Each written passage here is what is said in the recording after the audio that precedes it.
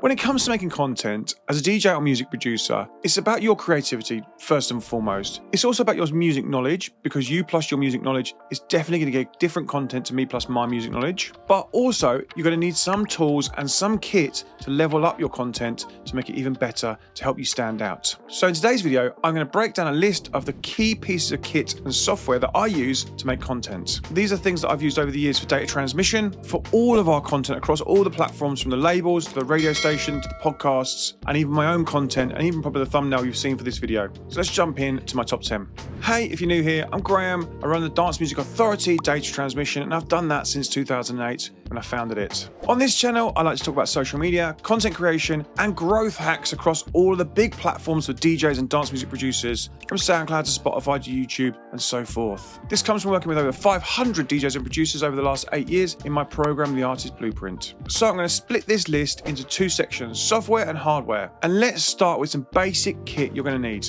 First up, Bluetooth mics. I have these little Bluetooth mics, and they are tiny and they literally fit on your lapel, and they are great for recording content when you're outside. Maybe you're in a nightclub, maybe you're outside in the street and you're recording quick interviews with people, or you're recording quick content for yourself. It's just going to make the sound much better and keep it quite close to you. It's going to make your videos sound much better. These are super cheap, 20 quid. You get two mics in the pouch. Second up, mini lights. This is by Ulanzi. It's super powerful, charges up. I can plug it onto the top of my phone, and essentially it gives me a secondary light source for when I'm filming, again, outside or in a dark nightclub. Let's face it, if you're recording videos and it's super pitch black, you might need a separate little light, and it's just going to give you that light source that's going to make you look good on video. Third up, tripod, and also iPhone holder, which I have here, and mine just stays connected. I keep these on my desk for recording ahead, face to camera, when you're talking about your new releases, when you're talking about your new projects, your new podcasts, and then again, it just keeps the camera steady, makes it look more smarter. Also, if you're recording video of yourself DJing, again, you can set the tripod up, and then you can record you and the decks in a better position. Again, super cheap. When it comes to live streaming, I have a webcam. I have this Logitech C90. This is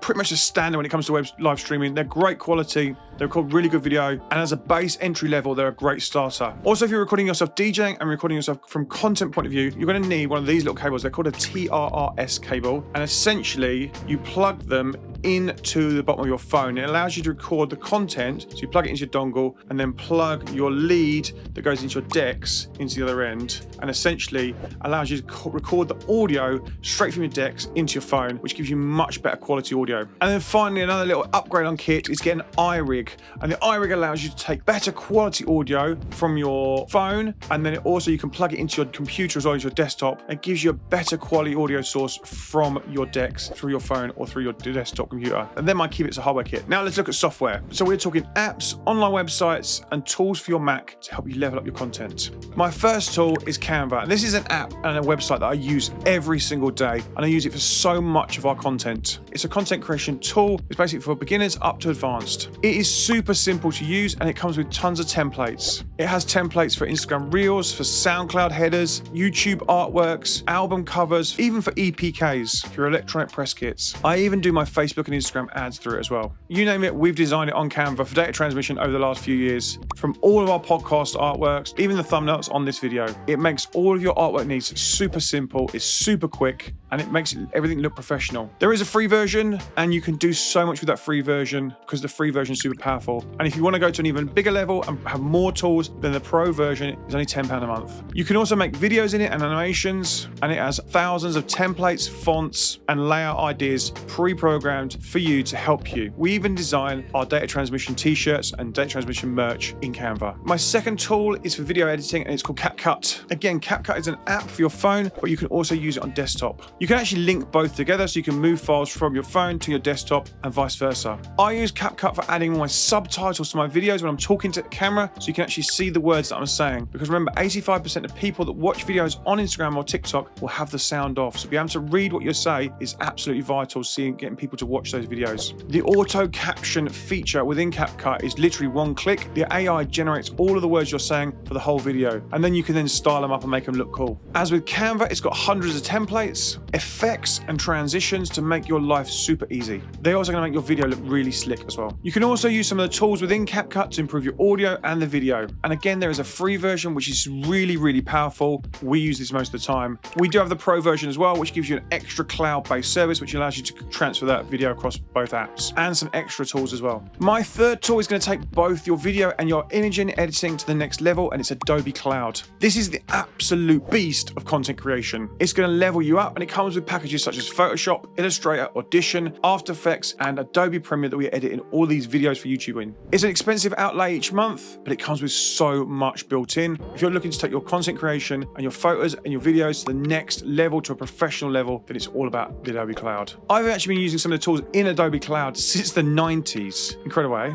My fourth tool is Hypeddit. I've actually just recently done a video on Hypeddit. It's a powerful tool that I've been using for about 10 years for data transmission for our SoundClouds, and it's going to help me grow our SoundClouds over those 10 years, and also loads of the SoundClouds we manage as well. I've grown hundreds of thousands of followers on my SoundClouds and had millions of plays by using Hypeddit. We also use it now for all our smart gates for our record label, and it's part of our Instagram ad strategy for growing our Spotify playlists. It's integral to a lot of the artists we work with on the Artist Blueprint as well. As mentioned, you can check out this video and it takes you through how to set up your Hypeddit download gates in full. My fifth tool is Klippr. Klippr is a little web-based service. It's really cool, and it basically turns beatport and track source links into mini videos for you, and you can use these as social media content. And these are really handy pieces of content for promoting your upcoming releases, or maybe you've made a beatport, a track source chart, and you want to turn the tracks into a piece of social media content. You can download all the tracks as videos and then turn that into a piece of social media content. Or maybe you're an artist that does a track of the day. It's great for that sort of thing. My sixth tool is Turn Audio. This is a tool that was super popular 5 or 6 years ago, and it still has a purpose for me today. It's great for giving you the ability to turn a piece of audio into a moving video. What it does is it allows you to upload an image and the piece of your track